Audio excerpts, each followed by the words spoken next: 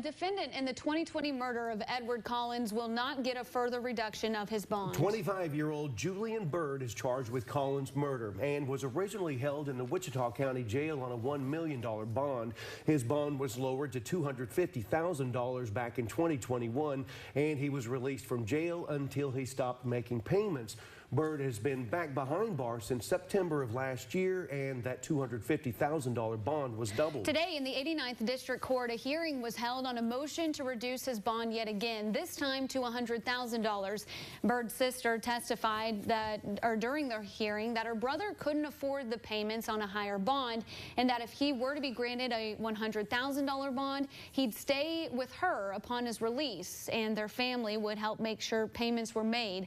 The state argued that given Byrd's history of failing to make bond payments and new charges against him from his time in jail, he would present a public threat if released.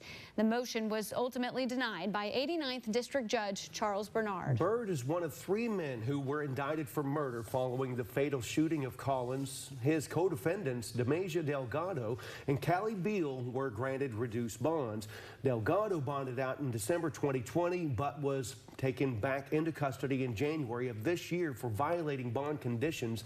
He spent a month behind bars before posting bond again, and Beal has been out on bond since March 2021. The charges stem from a fatal shooting at the Highland Village Apartments off Professional Drive in November 2020. Police said 25-year-old Edward Collins suffered a gunshot wound in a drug deal gone bad. Collins was transported to the hospital where he died during surgery hours later.